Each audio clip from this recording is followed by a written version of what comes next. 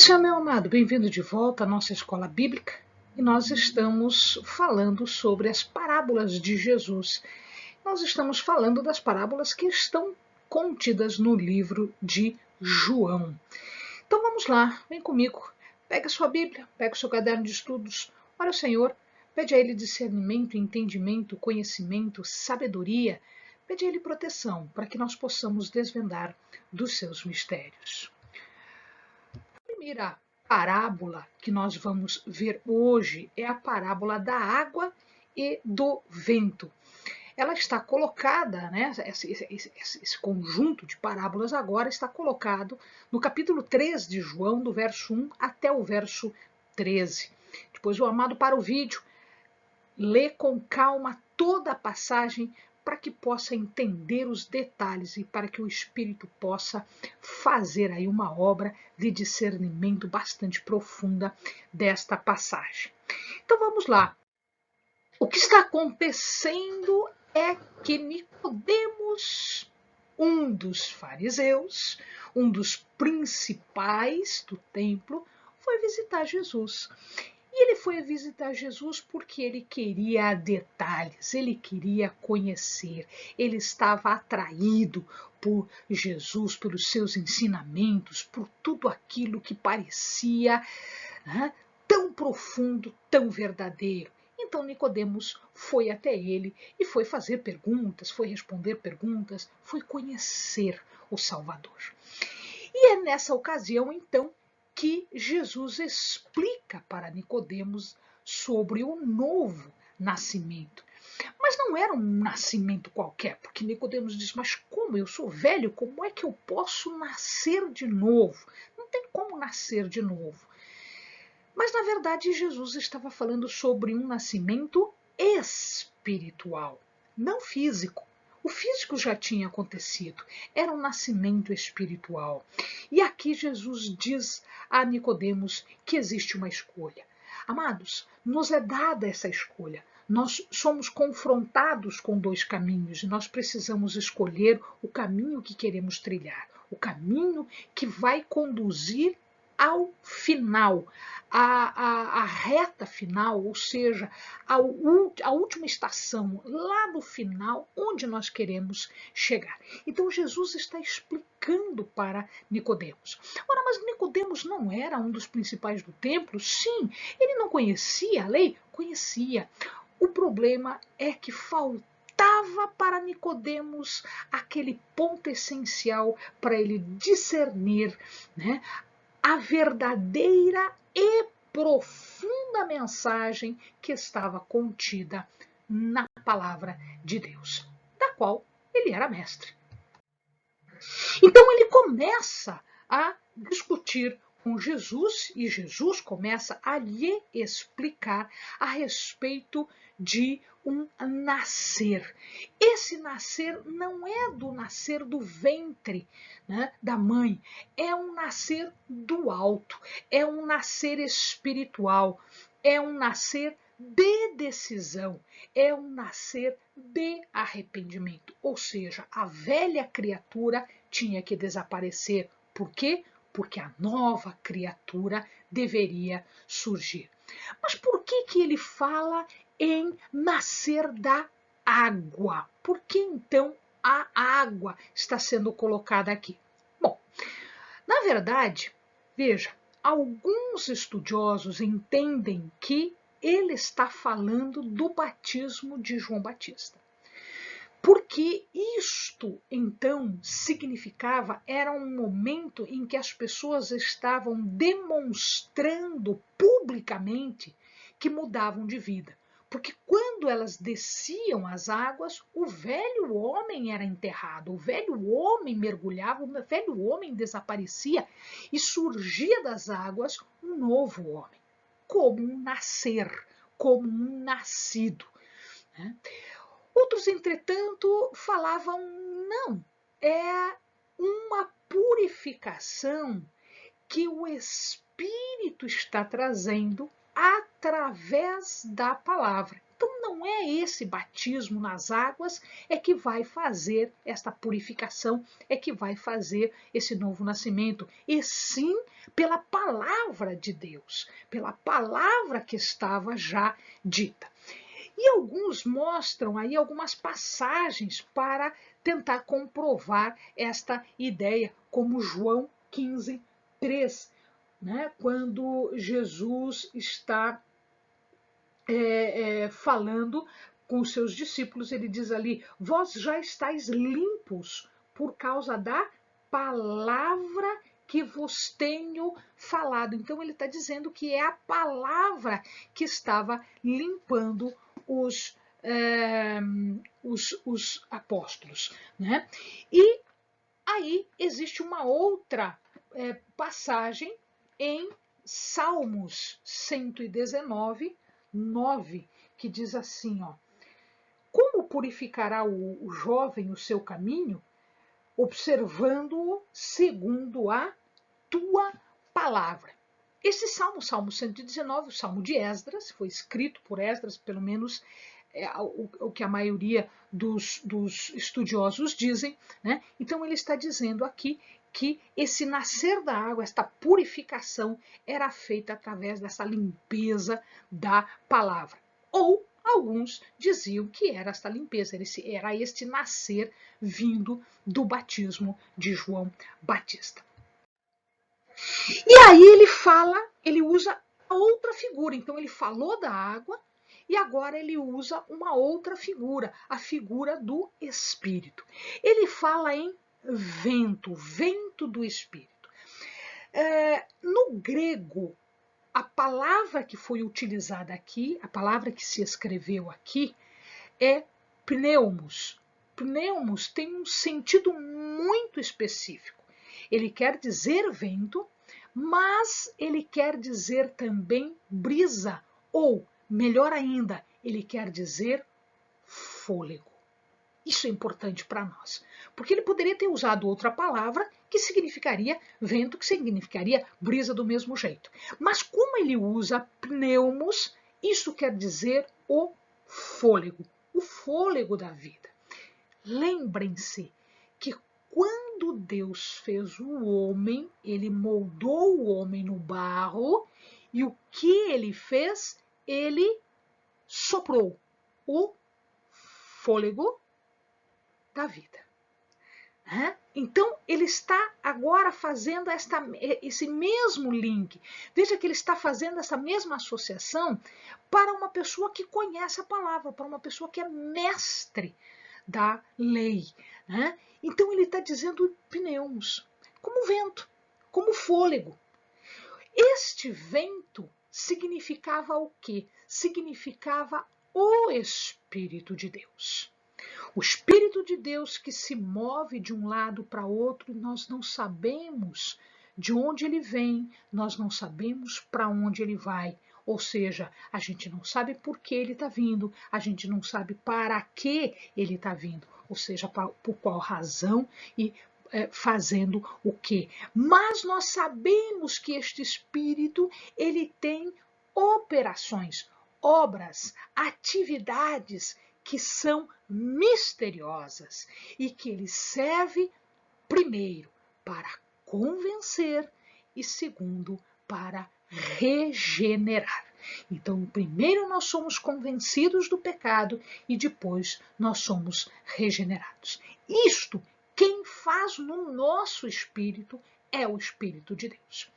Eu posso pregar o quanto eu quiser, você pode orar como quiser, falar o quanto quiser, dar testemunho o quanto quiser, agir quanto quiser. Entretanto, no espírito da pessoa, quem estará agindo lá no íntimo, lá no profundo, é o Espírito de Deus. E é Ele que vai fazer esta obra maravilhosa, esta operação maravilhosa. E ele fala, né, ele tem ali uma passagem, né, em 1 Coríntios 2, 1 Coríntios 2, que vai do 11, é uma passagem bastante longa, né? 2, do 11 ao 16, né? Só vou citar um pedacinho. Ora, o homem natural não compreende as coisas do Espírito de Deus, pois lhe parecem loucura e não pode entendê-las porque elas se discernem espiritualmente. Mas o que é espiritual discerne bem a tudo, e ele de ninguém é discernido. Ou seja, é o Espírito de Deus que está fazendo toda esta obra. Isto, para Nicodemos, não tinha mistério. Ele só precisava ver com o olhar certo tudo isso, porque ele já conhecia, todas essas passagens já eram conhecidas de Nicodemos. Então Nicodemos agora pôde entender isso tudo. Tanto isto é, que depois desta conversa com Jesus, ele se torna um discípulo de Jesus, ele defende Jesus, ele pede o corpo de Jesus, ele prepara o corpo de Jesus, ele enterra Jesus, ele faz o sepultamento de Jesus junto com José de Arimateia, um outro fariseu, um outro doutor da lei. Né? Então, nem todos os fariseus eram ruins, nem todos os fariseus estavam muito longe da verdade, eles estavam, né, muito perto, muitos estavam no caminho correto, como aqui Nicodemos. Bom, ele usa, ainda falando com Nicodemos, ele usa mais uma parábola. Ele lembra Nicodemos de uma passagem, né? Lá do Antigo Testamento, lá da Torá, né? E essa passagenzinha aqui está em João 3, 14, 17. Ele fala sobre a serpente de bronze e a estaca. Vamos ver. Então ele lembra Nicodemos. Ele lembra a Nicodemos. Nicodemos sabia dessa história, ele conhecia essa história. Então o que acontece aqui é que quando o povo saiu do Egito e começou a murmurar, Deus fez multiplicar serpentes bastante venenosas que picavam as pessoas acabavam morrendo. Né? Então, o que acontece é que eles então pediram para que Moisés intercedesse, que as pessoas estavam morrendo. E Moisés fala com Deus e Deus deu uma escapatória para o povo. Mandou fazer uma serpente de bronze numa estaca e pedia para que as pessoas então olhassem, levantassem os olhos para a serpente que estava numa estaca. Então, ele usa esta imagem agora com Nicodemos, falando do que iria acontecer com ele. Então, muito provavelmente, quando Jesus foi crucificado, Nicodemos lembrou dessa hora aqui, dessa conversa que ele teve com Jesus, e aí ele teve mais certeza ainda do que tinha que fazer do acontecimento. Então, ele disse que nascer da carne era uma coisa, ele já tinha nascido da carne. Mas era preciso nascer do Espírito. E nascer do Espírito era uma coisa diferente. Era preciso arrependimento. Era preciso regenerar. Era preciso fazer de novo aquele espírito, porque ele estava errado, estava corrompido. Então era preciso arrumar. E ele dá a mensagem via a serpente de bronze no deserto. Né? Lembrem-se que o bronze, a gente já falou sobre isso, num momento oportuno nós falamos sobre isso, o bronze aqui vai significar julgamento. Então a serpente feita em bronze, significando julgamento, né, estava numa estaca, Jesus foi posto numa cruz, muito parecido com uma estaca, né, e ele seria levantado como a serpente foi levantada. E aí as pessoas iriam olhar para ele e iriam se arrepender e iriam confessar e crer em Jesus, conforme está escrito em Isaías 45, 22. Olhai para mim e sereis salvos, vós, todos os confins da terra, pois eu sou Deus e não há outro. Então, Jesus foi levantado no madeiro, Jesus foi levantado numa cruz, assim como aquela serpente de bronze foi, como julgamento. Quem crer será salvo, quem não crer vai ser condenado. Então, não há muito o que explicar, não há muita diferença disso. Ou é ou não é, ou é salvo ou não é salvo. E o nascimento aqui é por arrependimento, é por regeneração, conforme nós vimos anteriormente. E aí acontece uma outra circunstância. Então ele deixa Nicodemos e ele vai sair dali e vai até a Galileia, que é a sua terra. Então ele saiu da Judéia, ele está ali. Judéia é onde está Jerusalém, é onde estava o templo, ele estava por ali. Então ele deixa Nicodemos e ele agora vai em direção à sua casa, em direção à sua terra. E para ir até lá, ele precisa passar por um local que é a Samaria. Então aqui nós vamos ver em 4,14 ele conversando com uma samaritana. Em 4,14 ele diz assim, ó: mas aquele que beber da água que eu lhe der, nunca mais terá sede. Deveras, a água que eu lhe der se fará nele uma fonte de água que jorre para a vida eterna. Aqui nós temos profundidade de ensinamento. Primeiro, ele estava falando com uma samaritana, uma mulher samaritana. Então vamos com calma nisso. Quando os judeus saíam da Judéia, ali, da região de Jerusalém, e eles tinham que descer até a Galileia, ali em Nazaré, o lago, né, Tiberíades, etc., tinha dois caminhos para fazer. Ou eles evitavam a região de Samaria, porque os judeus e os samaritanos eles tinham uma diferença muito grande que nós já tivemos a oportunidade de explicar para os amados. Então eles desviavam dali, eles não passavam por ali. Ou então eles tinham que passar, que era o caminho mais curto, passava pela Samaria. Foi o que Jesus fez. Jesus não desviou o caminho, Jesus foi pela Samaria, porque ele sabia que ele tinha que passar por ali.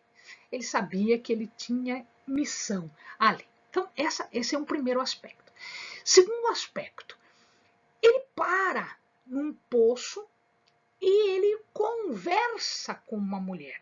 Então, não é só uma mulher, é uma mulher samaritana. Era uma mulher, era samaritana e era pecadora. E ele sabia disso.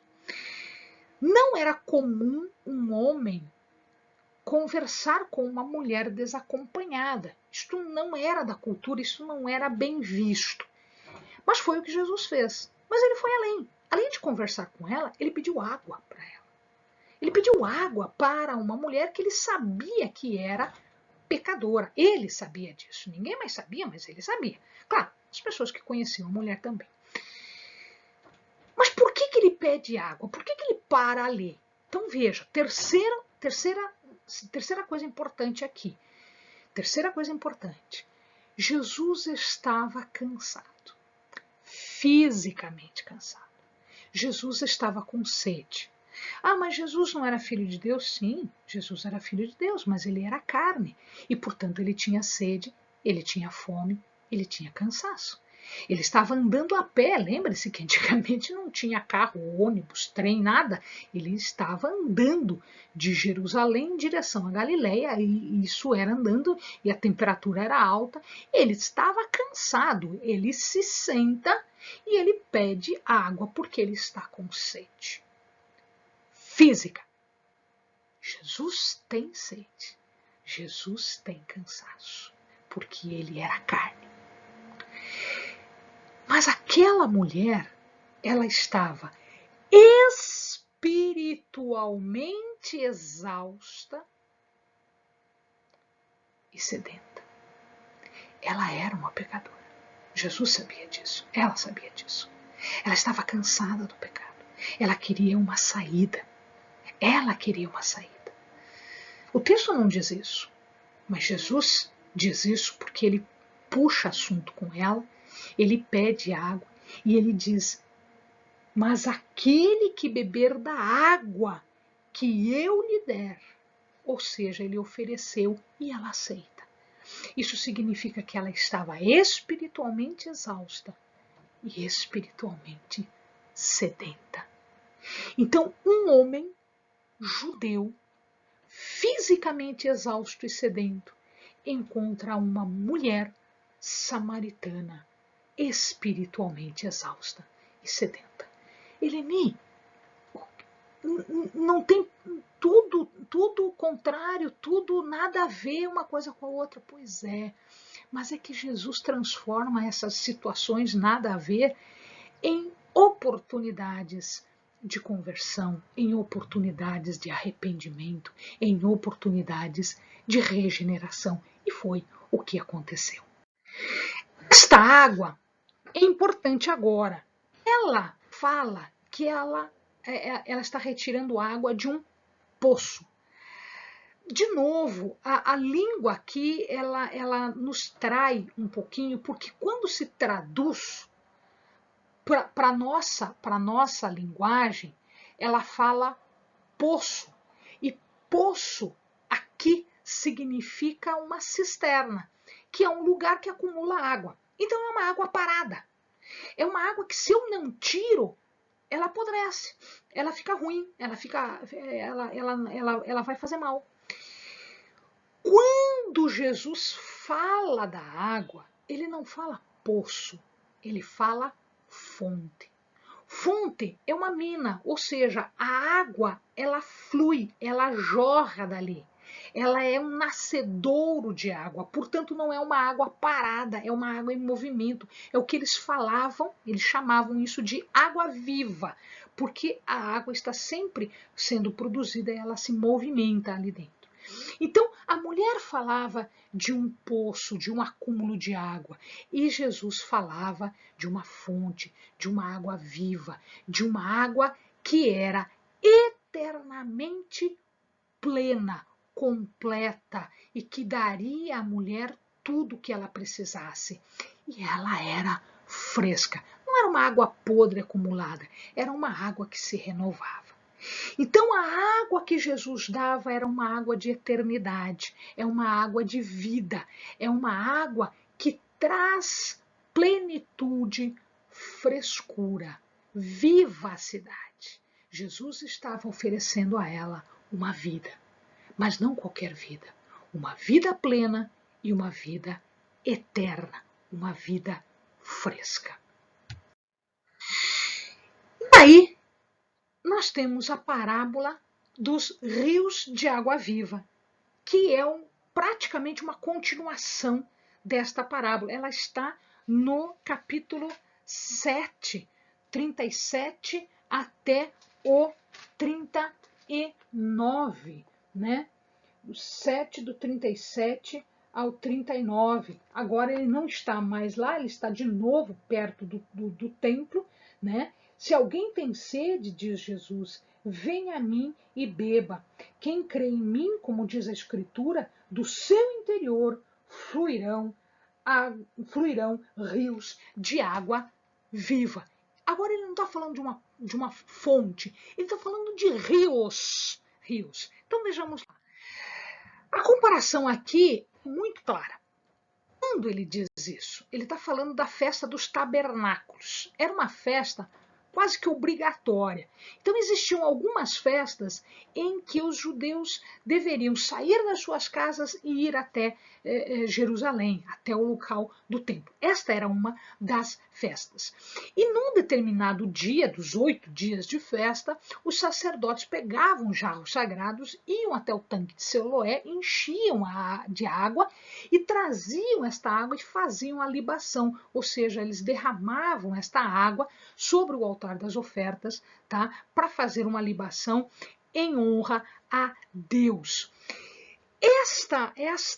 Este ritual era feito exatamente para lembrar das águas que fluíam da rocha lá no deserto. Então, quando o povo sai do Egito e quando ele passa pelo deserto, a maior dificuldade é o quê? Água e comida. Comida tem o maná e a água aqui é a água que Deus proveu. Como que Deus proveu? Lembre-se lá, Moisés, então, toca na rocha e da rocha flui água. É isso que Jesus está falando. Ele está se comparando a esta rocha, porque a gente já viu que ele é a rocha, ele não é pedra, ele é rocha. Ele se compara a esta rocha de sustentação, mas que do seu interior flui estas águas. Então, ele chama as pessoas, eu li agora há pouco, e ele diz: quem tem sede, venha, que do seu interior fluirão águas vivas. Ele fala em rios, portanto é plural. Por que não um rio? E por que vários rios? Porque ele está dizendo da plenitude. Então não é um, são vários. É pleno. A provisão de Deus, amados, ela não é única, ela é múltipla, ela é plena. Então aqui eu tenho Deus provendo o seu povo. Desta forma, é possível entender que esta água viva, provendo, nutrindo, dando vida, vivificando, né? Dando o que é necessário às pessoas. Né? Então, ele é comparado a este fluir, o Espírito de Deus fluindo às pessoas. Então, nós vemos que em João a gente teve a vinda, o jorrar e o fluir do Espírito. Então eu tenho aqui tanto a vinda do Espírito, que seria a vinda dele seria no Pentecostes, né? O seu jorrar e o seu fluir, né? Nós vimos neste vídeo. E esta vinda, ela aconteceria quando? Quando Jesus subisse aos céus pela escada. Né? Então ele iria subir aos céus, ele ascenderia aos céus, mas ele mandaria o Espírito. Então, enquanto ele estava aqui, o Espírito estava com ele. Quando ele foi, ele mandou o Espírito para que o Espírito nos auxiliasse, para que nos convencesse para o arrependimento, para a nossa regeneração. E, de toda maneira, eu não posso ter fruto sem ter água. Não existe fruto se não tiver Espírito. É o Espírito vivificante, né, o Espírito de Deus, este Espírito que vai dar condições para que nós possamos produzir frutos para Deus. Amém, amados? Bons estudos.